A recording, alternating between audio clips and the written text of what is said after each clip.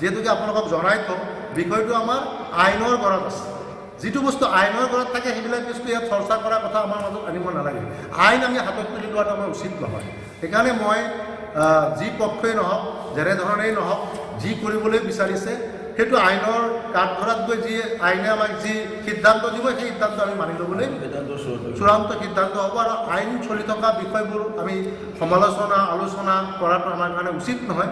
যিহেতুকে আইন আমি ওপৰত যি আস্থা ৰাখিছোঁ, আমি ভট্টদ্ৰৱা থান পৰিচালনা সমিতিয়েও সেই আস্থা ৰাখিছোঁ যে আমি আমাৰ কৰণীয়খিনি আমাৰ আইন বিশেষজ্ঞৰ লগত আলোচনা কৰি ইতিমধ্যে আমি তাৰ প্ৰত্যুত্তৰ দিবৰ কাৰণে আমি আইনৰ সাজু হৈ আছোঁ। আৰু আমি হয়তো অতি সোনকালে নিশ্চয় ভুল ভ্ৰান্তি সকলো থাকে, কিন্তু তাৰ মাজতো যিহেতুকে সকলো বস্তু আইনৰ মাজলৈ গৈছে সেই কথাবিলাক আমি বিবেচনা কৰাটো উচিত নহয়।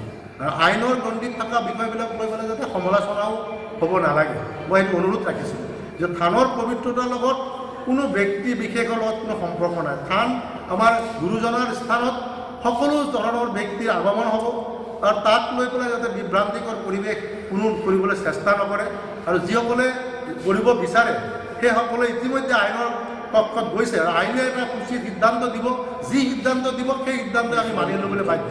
সেইকাৰণে আমি সেই বিষয়বিলাক লৈ আপোনালোকৰ লগত মত বিনিময় কৰিবলৈ বিচৰা নাই।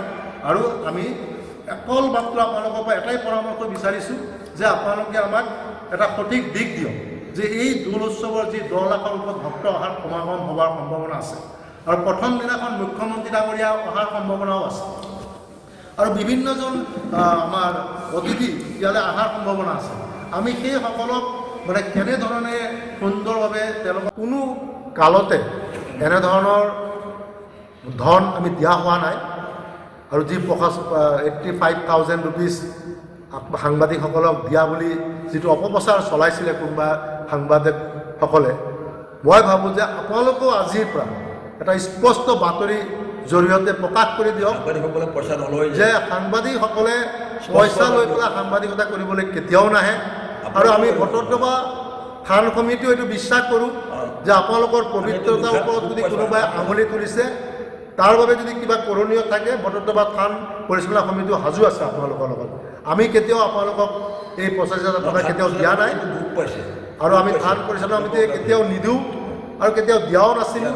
আৰু এনে এটা মিছা বাতৰিয়ে আপোনালোকৰ মাজত এটা বিভ্ৰান্তি সৃষ্টি কৰিছে। মই ভাবোঁ এই ক্ষেত্ৰত আপোনালোকে স্পষ্ট আজিৰ আমাৰ বাতৰিৰ জৰিয়তে যাতে প্ৰকাশ কৰি দিয়ে। আৰু আপোনালোকে এটা ৰিকুৱেষ্ট আমাৰ থান সমিতিৰ পৰা, এনেধৰণৰ বাতৰি যেতিয়াই ওলাব তেতিয়াই যাতে আপোনালোকে প্ৰতিহিত কৰি পেলাই সেই দৌল উৎসৱটো লৈ সমগ্ৰ অসমত লগতে সমগ্ৰ দেশত এইবাৰ আমি জানিব পাৰিছোঁ যে বহু ভক্ত বহু বেলেগ বেলেগ ৰাজ্যৰ পৰা ইয়াত অহাৰ সম্ভাৱনা আছে। সেইকাৰণে সেই উদ্দেশ্যে আপোনালোকক ইয়ালৈ আমি নিমন্ত্ৰণ জনাইছোঁ যে আপোনালোকৰ জৰিয়তে যাতে আমি এই দৌল উৎসৱৰ যি কাৰ্যসূচী আমাৰ আছে, আৰু ইতিমধ্যে আমাৰ এই কাৰ্যসূচী ৰূপায়ণ কৰিবৰ কাৰণে আমি 11টাকৈ উপসমিতি আমি গঠন কৰিছোঁ। আৰু প্ৰত্যেকটা উপসমিতিয়ে খুব অভিজ্ঞ ব্যক্তিসকলৰ দ্বাৰা বনোৱা হৈছে, আৰু তেওঁলোকক দায়িত্বশীল ব্যক্তিসকলক সেই উপযোগী দায়িত্বসমূহ প্ৰদান কৰা হৈছে।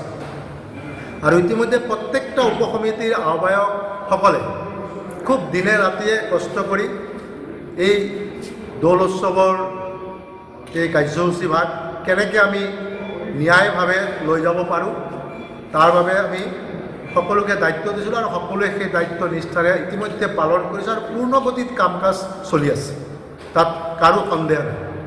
খালি আমি এটা কথাই আপোনালোকৰ পৰা বিচাৰিম যে আমাৰ থানৰ